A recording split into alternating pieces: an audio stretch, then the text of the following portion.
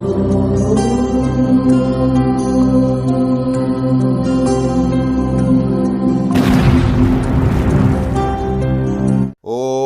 जय सियाराम मित्रों।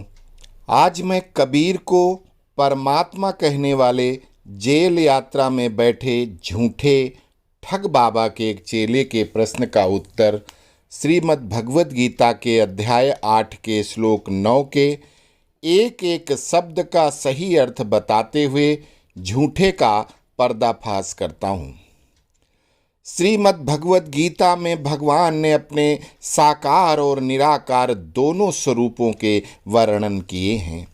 भगवान ने हर जगह एक ही बात बताई है कि सगुण और निर्गुण ब्रह्म में कोई अंतर नहीं है, दोनों ही एक हैं।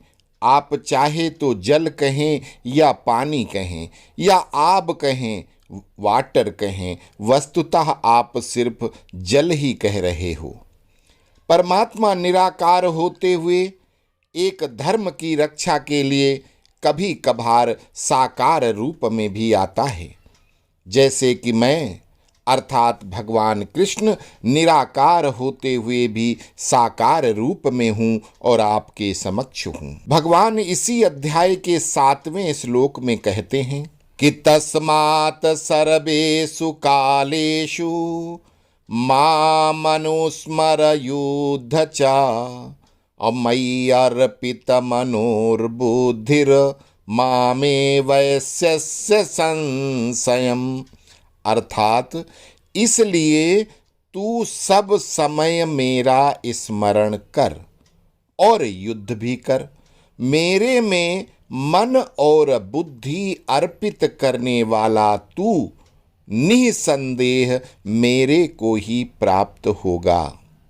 यहाँ प्रभु ने कहा कि सर्वेषु कालेषु मतलब सभी काल में स्मरण करने योग्य, और अंत में युद्धश्च कहकर मतलब युद्ध के समय भी अपनी समस्त बुद्धि मन सब कुछ मुझे अर्पित कर दे। अर्थात मन राजा होता है और बुद्धि मंत्री, और जब राजा और मंत्री दोनों को अर्पित कर दिया तो मतलब कि बाकी की सारी इंद्रियां स्वतः ही अर्पित हो गईं, और जिससे निसंदेह तू मुझको सिर्फ मुझको प्राप्त करेगा। जब भगवान से आगे पीछे और कुछ तेरी बुद्धि या मन में कुछ होगा ही नहीं तो भगवान ही तो मिलेंगे।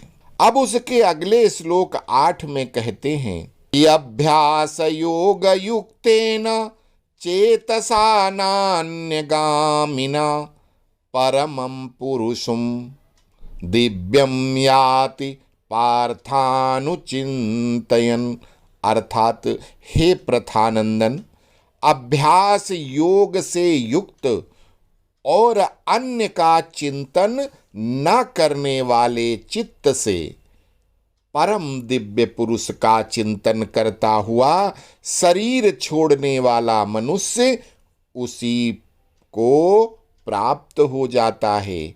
अर्थात भगवान ने जो अपने निराकार स्वरूप का जो वर्णन उन्होंने 7वें अध्याय के 28वें श्लोक में किया था, उसी को दोबारा यहाँ 8वें अध्याय के श्लोक 8, 9 और 10 में विस्तारित करते हैं। अभी 7वें श्लोक में कहा कि तू अपनी मन बुद्धि के साथ सभी इंद्रियों को मुझे अर्पित करके सिर्फ मेरा चिंतन करेगा तो मुझे प्राप्त होगा। आगे ये श्लोक 8 में कहते हैं कि अभ्यास योग से युक्त और किसी अन्य का चिंतन न करने वाले हृदय चित्त से दिव्य पुरुष अर्थात परमात्मा का चिंतन करता हुआ व्यक्ति जब शरीर छोड़ने वाला व्यक्ति उसी परमात्मा को प्राप्त हो जाता है। अर्थात अगर वो मेरे साकार रूप को भजता हुआ अपनी बुद्धि मन से सब कुछ मुझे अर्पित करता है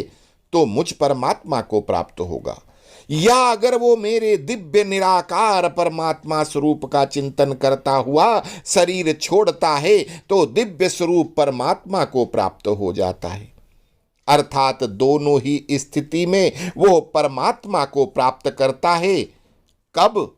जब वो परमात्मा के अतिरिक्त किसी और का हृदय से चिंतन ना करे तो। अब ठग बाबा के चेले के उस श्लोक पर आते हैं जिसमें वो अनपढ़ लोग अपने अनुसार झूठे कुतर्क करते हैं। पहले देखिए श्लोक क्या है कि कविम पुराण मनुशासिता रमणो रणीयाम समनो स्मरेद्या सर्वस्य धातारम चिन्त्य रूपमादित्य वर्ण तमसः परस्तात। अब इस श्लोक का मैं एक एक शब्द का अर्थ बताता हूं। पहला शब्द है कविम। कविम अर्थात सर्वज्ञ। एक तो कवि हो गया मतलब विद्वान, और विद्वानों का कविम, कवियों में श्रेष्ठ। तो क्या हो गया? कविम अर्थात सर्वज्ञ अर्थात कर्म फलदाता। अगला शब्द है पुराणम, अर्थात सबसे पुराना, जिनका आदि अंत कोई नहीं जानता। यस्यांतम न विदुः सुरासुरगणा देवाय तस्मै नमः।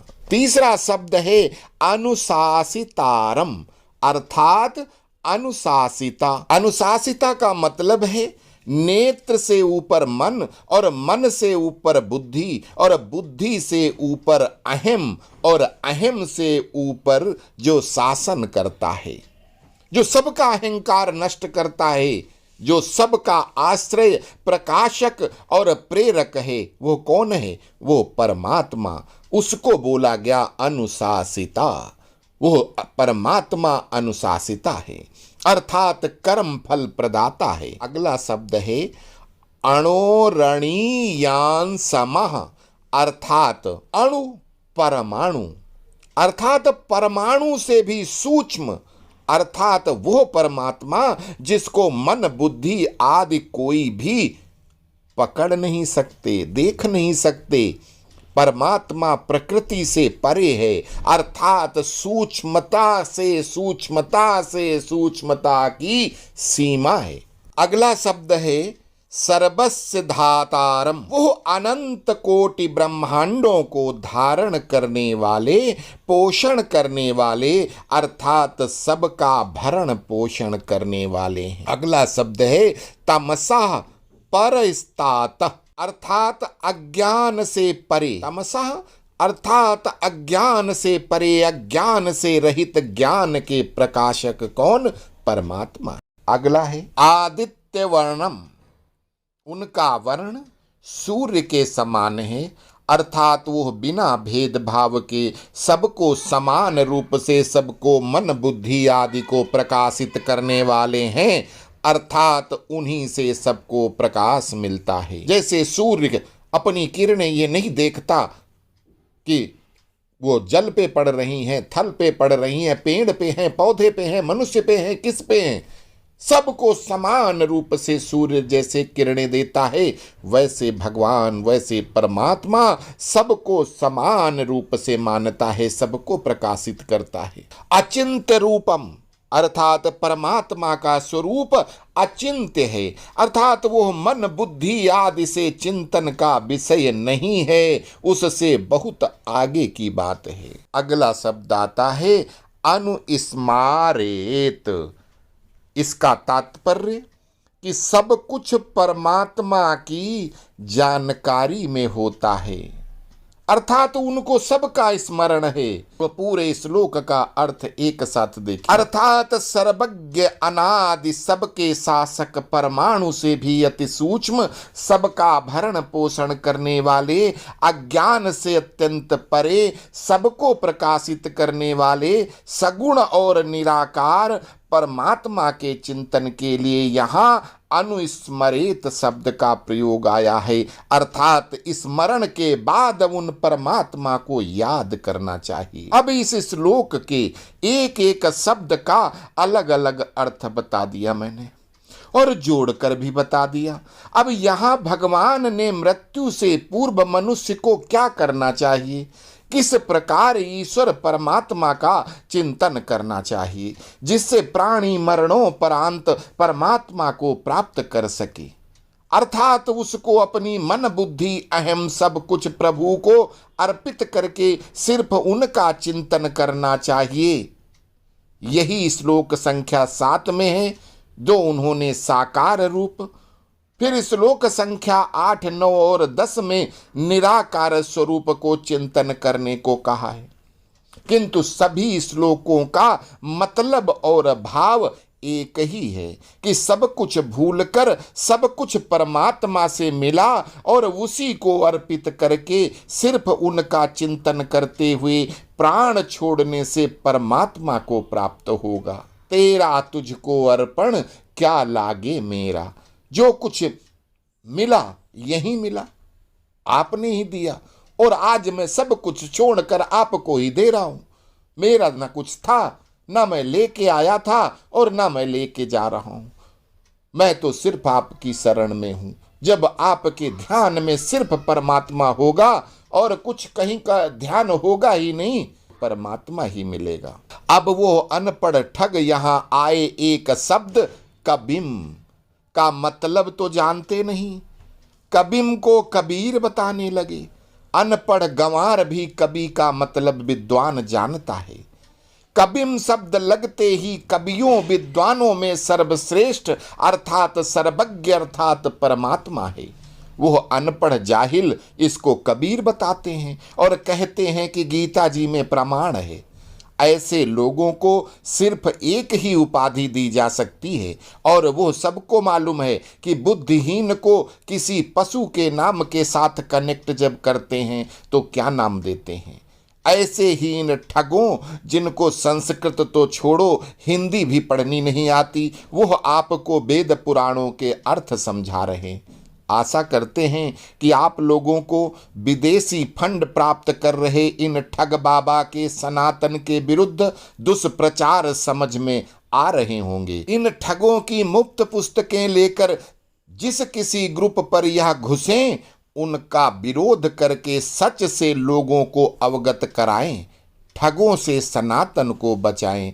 जय श्री कृष्ण।